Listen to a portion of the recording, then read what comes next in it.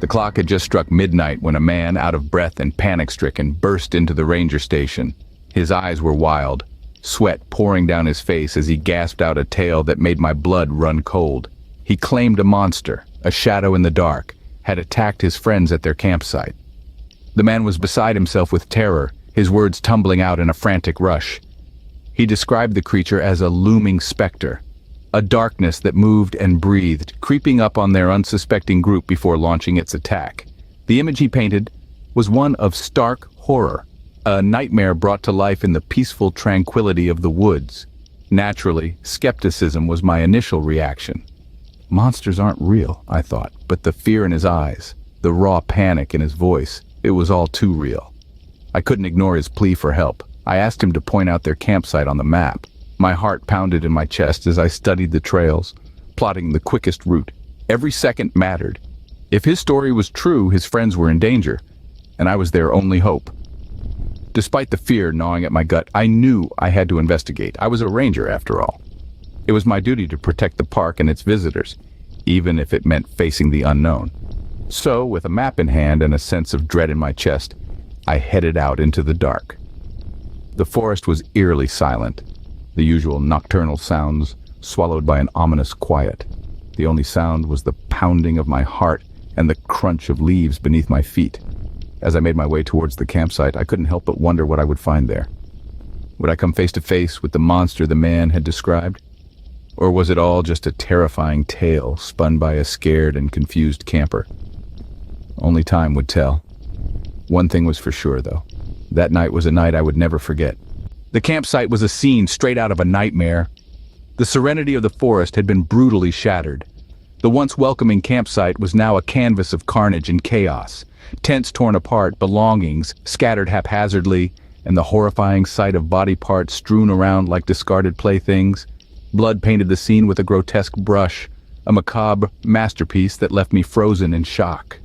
Looking up, a mangled torso hung from a tree, dangling like a grotesque Christmas ornament. My gut twisted and turned, an ominous feeling creeping up my spine. The creature, it was still here. I could feel its presence, a predator, lurking in the shadows, waiting, watching. The air turned heavy, carrying with it a smell that seized my senses. It was a stench of rotting flesh, a nauseating perfume of death that seemed to emanate from the heart of the forest. Then, I saw it. A dark figure like a phantom moved in the pitch-black canvas of the forest. Its form was barely discernible, a shadowy silhouette against the moonlit backdrop. But as it stepped into the silvery glow of the moon, my heart pounded in my chest like a warning drum. What I saw was no ordinary beast. An emaciated figure towered before me, its ash-colored flesh stretched tight over skeletal frame. Sparse patches of fur clung to its body, a grotesque parody of the creature it once was. Standing at a staggering 15 feet, it was an imposing figure, its sunken eyes glowing in the darkness, yellowed fangs and claws gleaming menacingly. Its lips, or what used to be lips, were gnawed off, revealing a permanent, horrific grin. Antlers sprouted from its head, completing the nightmarish picture. My stomach churned, heaving under the weight of the horror before me. As the figure moved into the moonlight, I saw a sight that turned my blood to ice. It was a creature from a horror story, a Wendigo, and it was coming closer. Its towering figure was a grotesque parody of a human, with ashen skin stretched thin over protruding bones. It moved on all fours, a monstrous silhouette against the moonlit forest. Its eyes glowed with a predatory light, and its lips, or what remained of them, pulled back to reveal yellowed fangs. This was the Wendigo from the legends of old, a beast known for its insatiable hunger for human flesh. Its elongated limbs, tipped with razor-sharp claws, gave it an eerie, spider-like movement. The air around it was heavy with the stench of decay, a nauseating reminder of its cannibalistic nature. Despite the overwhelming fear, I found myself studying the beast. Its fur was sparse, appearing in patches over its skeletal frame. Antlers sprouted from its head, adding to its height and making it appear even more formidable. The sight of it sent a chill down my spine, a terror deeper than anything I had ever experienced. As it approached, I could hear the crunch of leaves under its weight, the rustle of the undergrowth as it moved. It was a symphony of terror, every sound echoing the impending doom. I knew the legends well enough to understand that the Wendigo possessed superior senses, strength, and speed. It was a predator, and I was its prey. I felt a cold shiver of resignation. I was no match for this beast. The foul odor it emitted was suffocating, making my eyes water and my lungs burn. As its jaws opened wide, revealing a row of sharp yellow teeth, I prepared myself for the inevitable. But just as I accepted my fate, the silence was shattered. The quiet of the night erupted into chaos as a gunshot rang out. The Wendigo, startled, darted off into the darkness, leaving me in a state of shock and relief. Just as I braced myself for the end, the silence of the night shattered with the sound of a gunshot. A man in an army uniform stood nearby, rifle smoking, as the Wendigo fled into the forest. The sudden crack of the gunshot had echoed through the dense woodland, shattering the eerie silence. The beast, caught off guard, darted away, disappearing once more into the cloak of darkness. The man, a soldier by the looks of his uniform, quickly moved to my side, his eyes scanning the area with an experienced gaze. "Here," he said, thrusting a rifle into my hands. His voice was firm, commanding. "We've got to follow it, now!" I nodded, swallowing hard as I felt the cold metal of the gun against my skin.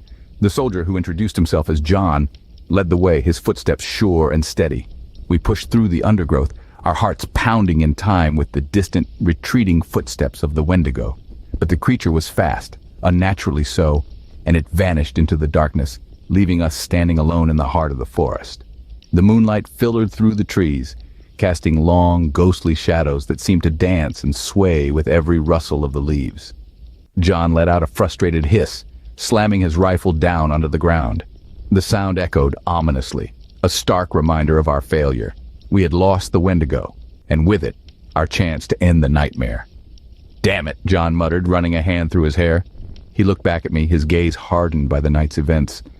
"We'll need to track it back to its lair, but you need to get back. It's not safe here." I could see the truth in his eyes, feel the weight of his words. This was a fight far beyond my capabilities, a fight against a beast of legends. And so, despite the adrenaline still coursing through my veins, I nodded, turning to make my way back to the safety of the ranger station. I watched as the soldier, John, slammed his rifle down in frustration.